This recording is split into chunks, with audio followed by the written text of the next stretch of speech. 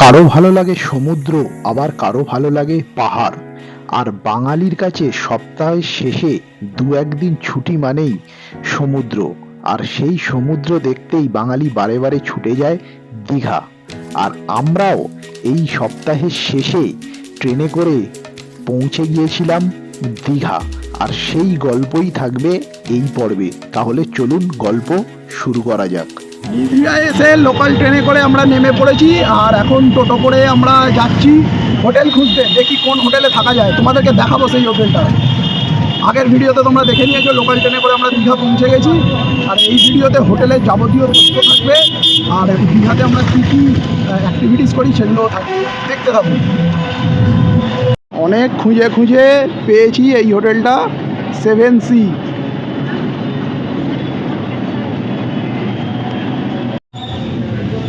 এই হচ্ছে ঢুকে রিসেপশন এরিয়া।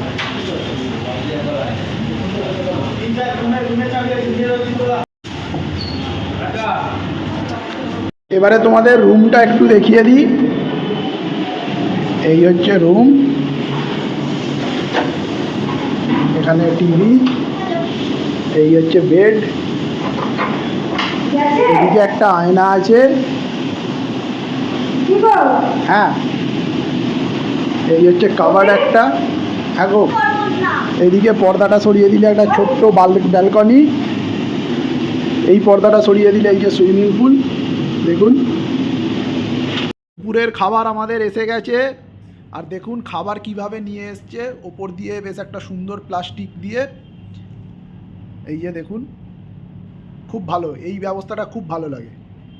দুপুরের খাবারে আমাদের আছে এই যে স্টিম রাইস, এদিকে হচ্ছে ইলিশ ভাপা, গ্রিন স্যালাড, কাতলা মাছের কালিয়া, চিংড়ি মাছের মালাইকারি আর ঝুড়ি আলু ভাজা। একদম সিম্পল খাওয়া দাওয়া। খেয়ে তারপরে তোমাদেরকে জানাচ্ছি এদের খাওয়া দাওয়া কীরকম। শুক্তোও ছিল। এখনও পর্যন্ত যে কটা খাবার খেলাম, শুক্তো, তারপরে ইলিশ মাছটা, এগুলো কিন্তু আপাতত খেতে ভালোই। বিকালবেলা বেরিয়ে পড়েছি সমুদ্রের ধারে যাব বলে। দুপুরবেলা খেয়ে দিয়ে টানা ঘুম দিয়েছি, এখন যাচ্ছি সমুদ্রের ধারে। দেখা যাক সমুদ্রের ধারে কীরকম ভিড় আছে। ট্রেনে তো সেই লেভেলের ভিড় ছিল। ননি আর সঞ্চ গুটি গুটি পায়ে এগিয়ে আসছে। আর এই যে রাস্তাটা তোমরা দেখছো, এটা ঢেউ সাগরের পাশ দিয়ে যে রাস্তাটা সমুদ্রের ধারে গেছে, আমরা সেই রাস্তাটা দিয়েই যাচ্ছি সমুদ্রের দিকে, একদম ঢেউ সাগরের পাশ দিয়ে। বেশ একটা দুদিকে ছোট্ট একটু হালকা জঙ্গল আছে, তার মধ্যিখান দিয়ে আমরা যাচ্ছি, বেশ ভালো লাগছে।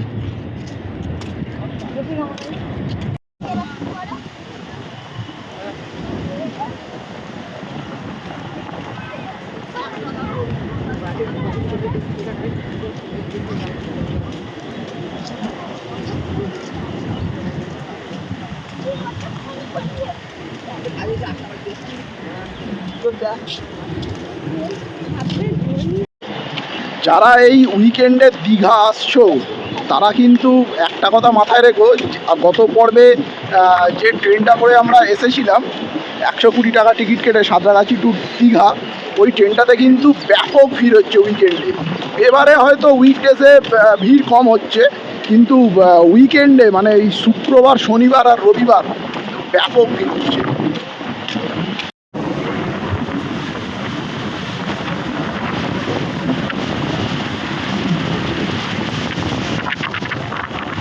বসে আছি সমুদ্রের ধারে এখন, আর সেই লেভেলের ভিড়, সেই লেভেলের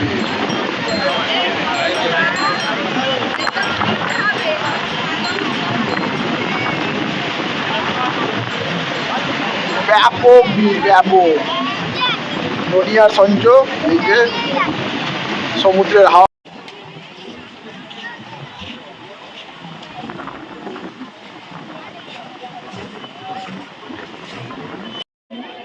দীঘা এলে ননি যেটা চাপবেই মাস্ট। শুধু ননি নয়, সব বাচ্চাই এলে চাপে।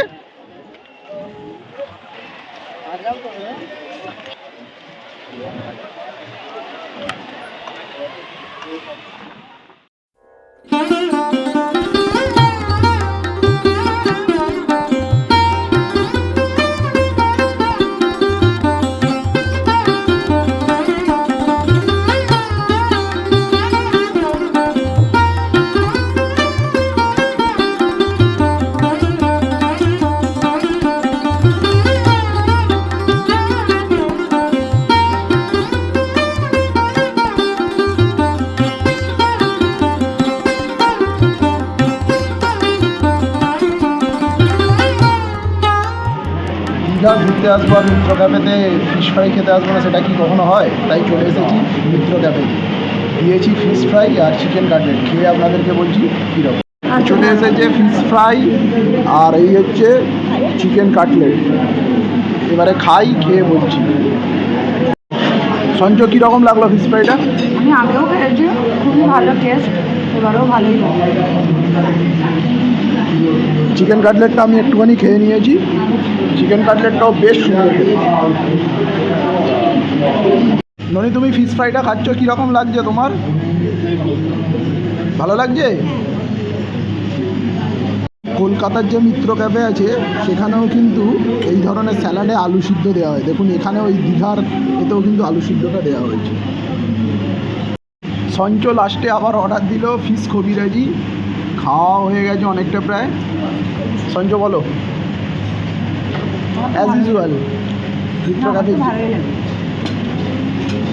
সমুদ্রের ধারে অনেকক্ষণ সময় কাটালাম, অনেক রাত হয়ে গেছে এখন, এবারে হোটেলের দিকে যাওয়া যাক। রাত্রিবেলা খাওয়া দাওয়া করে এবারে দেবো ঘুম, দেখা হবে কালকে আপনাদের সঙ্গে সকাল। রাত্রিবেলা আমাদের হোটেলের লুকসটা দেখুন, বেশ সুন্দর লাগছে।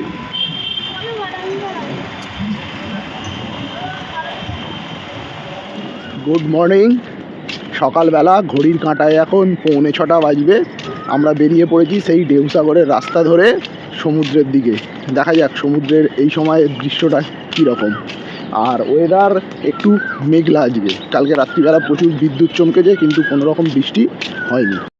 সকালবেলা এই ঢেউসাগরের রাস্তা দিয়ে হেঁটে যেতে বেশ সুন্দর লাগছে, প্রচুর লোক হেঁটে যাচ্ছে, দারুণ লাগছে।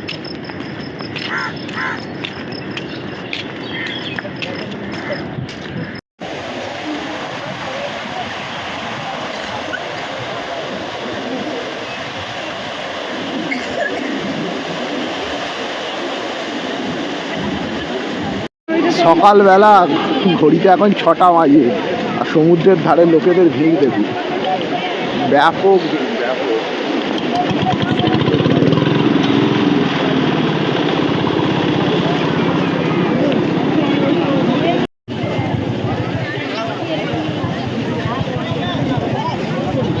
এই হচ্ছে জগন্নাথ মন্দির, এখনো কাজ চলছে কনস্ট্রাকশনের। সম্ভবত পরের মাসের 7ই জুলাই মানে রথের দিন হয়তো এটা সর্বসাধারণের জন্য ওপেন হবে সম্ভবত। খুব সুন্দর লাগছে বাইরে থেকে।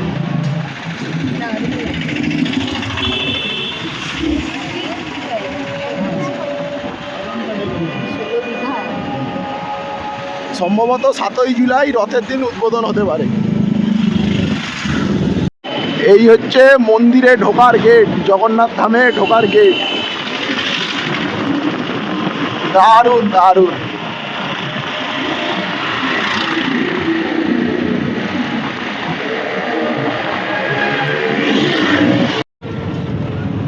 কত ক্যাকটাস গাছ দেখুন এখানে।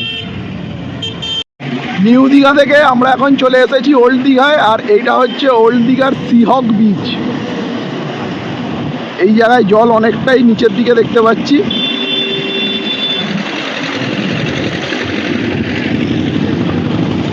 এই সিহক বিচটা ব্যারিস্টার কলোনির কাছে।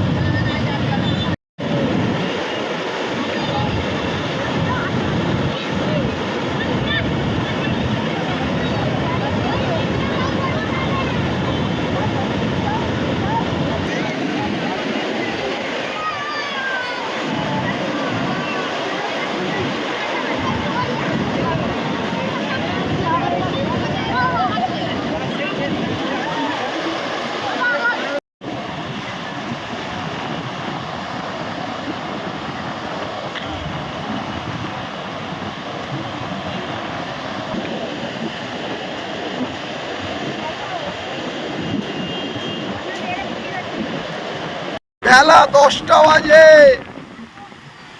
সমুদ্রে ভিড় দেখুন, জল এখন একটু নিচে বোল্ডার থেকে,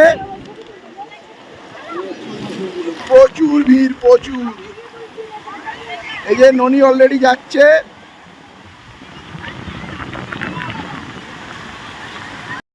দুপুরে মোটামুটি আমরা হোটেলে সুইমিং পুলে চান করে নিয়েছি।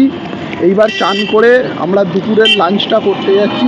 দুপুরের লাঞ্চটা আমরা করব জাহাজ বাড়ির মধ্যে যে কোষে কষা আছে সেই কোষে কষার মধ্যে। দেখা যাক এইখানকার কোষে কষার খাওয়া দাওয়া কীরকম। এই যে জাহাজ বাড়ি, আর এই জাহাজ বাড়ির মধ্যে ওই যে দেখা যাচ্ছে কোষে কষা রেস্টুরেন্ট, ওখানেই আজকে দুপুরের লাঞ্চটা আমি করবো। এই যে আগে সঞ্চ আর ননি যাচ্ছে, এই যে হচ্ছে কোষে কষা রেস্টুরেন্ট। চলুন তাহলে রেস্টুরেন্টের ভেতরে যাওয়া যাক, গিয়ে দেখাচ্ছি কী কী খাওয়া দাওয়া করি আর এদের খাওয়া দাওয়ার টেস্ট কীরকম। কোষে কষায় ঢুকে প্রায় 10-15 মিনিট লাইন দিয়ে বসে থাকতে হয়েছিল, তার কারণ এখানে প্রচুর লাইন পড়েছে। এবারে অর্ডার দিয়েছি, দেখা যাক খাবার দাবার কীরকম, কলকাতার মতোই কিনা। খেয়ে দিয়ে আপনাদেরকে জানাচ্ছি। আর কী কী অর্ডার দিয়েছি, অর্ডারটা আসুন তারপরে আপনাদেরকে দেখাচ্ছি। প্রথমেই আমাদের স্টার্টারে আছে ভেটকি ফ্রাই, আছে প্লেন রাইস, মুসুর ডাল, স্যালাড, আলু ভাজা, ভেটকি পাতুরি এসে গেছে। লাস্ট আমাদের ছিল বাসন্তী পোলাও, আর এই হচ্ছে মাটন কষা। সো কোষে কষা থেকে খাওয়া দাওয়া হয়ে গেল। খাওয়া দাওয়া এক কথায় খুব সুন্দর, মানে খুবই সুন্দর ছিল। ফিশ ফ্রাইটা মানে শুরুর পাতে অসাধারণ ছিল, কষা মাংসটা জাস্ট অসাম। বাদবাকি যে কটা আপনাদের দেখালাম, পোলাও, মুসুর ডাল, আলু ভাজা, এগুলো যেরকম খেতে হওয়ার সেরকমই খেতে। তাই আমি আগামী দিনে আপনাদেরকে বলবো, যারা দীঘা বেড়াতে আসছো তারা কিন্তু কোষে কষাতে এসে একবার দুপুরের খাওয়া দাওয়া বা রাতের খাওয়া দাওয়া হোক একবার ট্রাই করো, মাস্ট ট্রাই একবার। খাওয়া দাওয়া কিন্তু খুব সুন্দর। দুপুরে কোষে কষায় খাওয়া দাওয়া হয়ে গেছে। এবারে খাওয়া দাওয়ার পর যাচ্ছি একটু তালসারির দিকে। তাহলে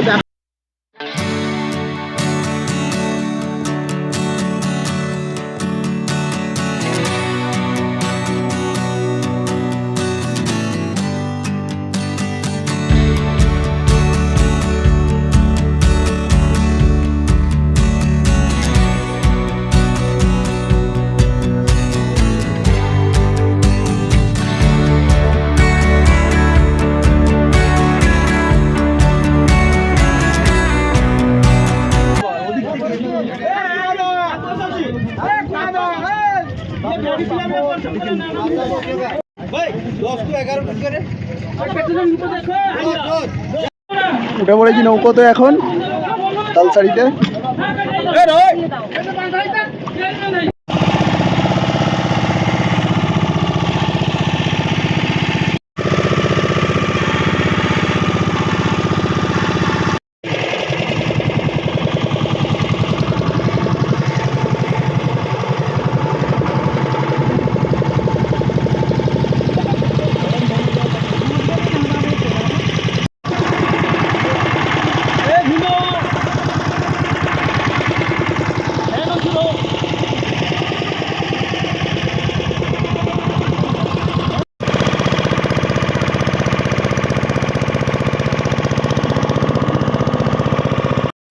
তোমরা যে বলো দিবস রজনী, ভালোবাসা ভালোবাসা, সখী ভালোবাসা কারে কয়, সে কি কেবলি যাতনাময়।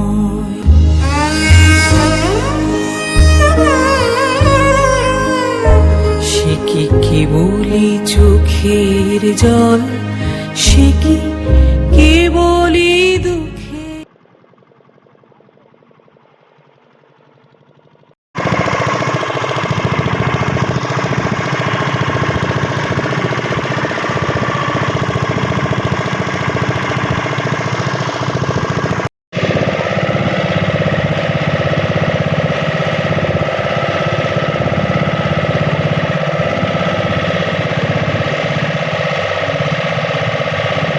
আমরা এখন এসে পৌঁছে গেছি তালসারি। আর এই তালসারিতে আপনাদেরকে দেখাবো দিগন্ত বিস্তৃত লাল কাঁকড়া। দারুণ লাগছে জায়গাটা, দারুণ লাগছে।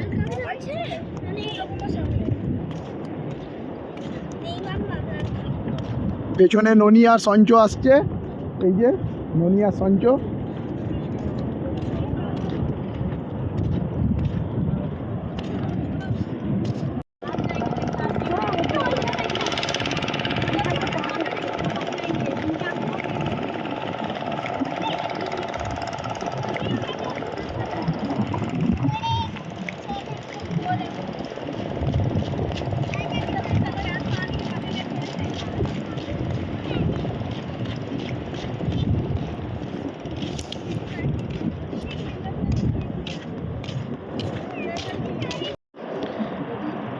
দেখুন বীজটাতে পুরো লাল কাঁকড়ায় ভর্তি একদম, যে জন্য তালসারি আসা।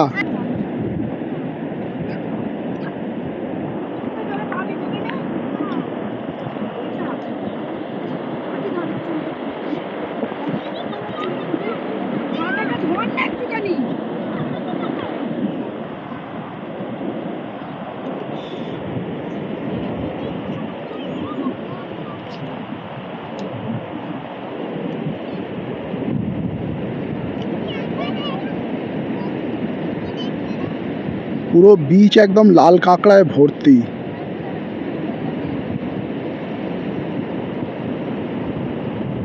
তালসারির এটাই সৌন্দর্য। এই তালসারিতে এসে আর এই দিগন্ত বিস্তৃত লাল কাঁকড়া দেখে ভীষণ ভালো লাগছে, ভীষণ মানে ভীষণ ভালো লাগছে। যে কারণে তালসারিতে আসা আর কি, মানে এত লাল কাঁকড়া, যেটা একটু আগে আপনাদেরকে দেখালাম, মানে কি বলবো, প্রচুর লাল কাঁকড়া।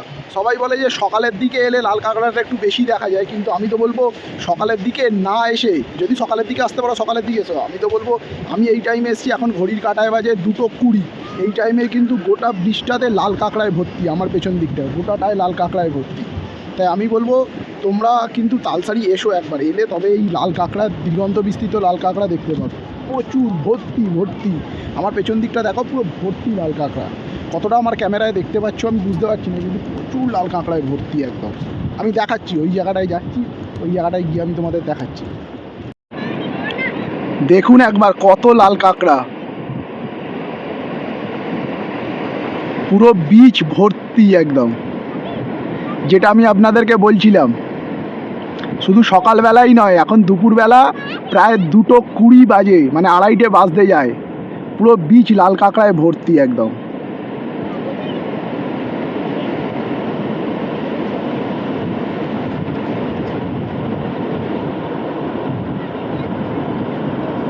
তালসারি ঘোরা হয়ে গেল, আবার চলে এসেছি বোটের কাছে।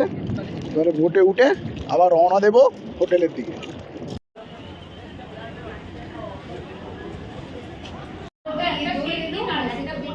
আছি এখন বাস্কিন রবিন্স, এসে গেছে সঞ্চর ফেভারিট আইসক্রিম।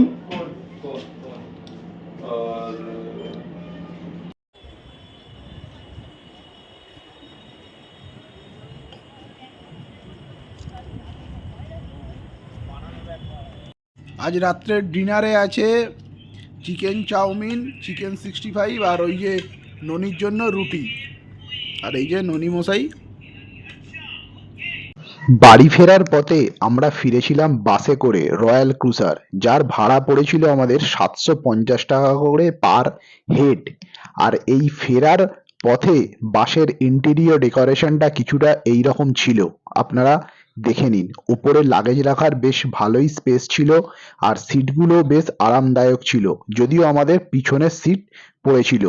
তা যাই হোক, জলের বোতল ফোতল রাখা সব ভালো ব্যবস্থা ছিল। আর বাস ছাড়তে একটু দেরিই করেছিল, যার জন্য আমরা একটু বিরক্ত হয়েছিলাম। আর বাস এসে থেমেছিল নিউ ঘোষ হোটেলে, যার খাবার দাবার অতীব জঘন্য এবং বাজে ছিল, ব্যবহারও খুব বাজে।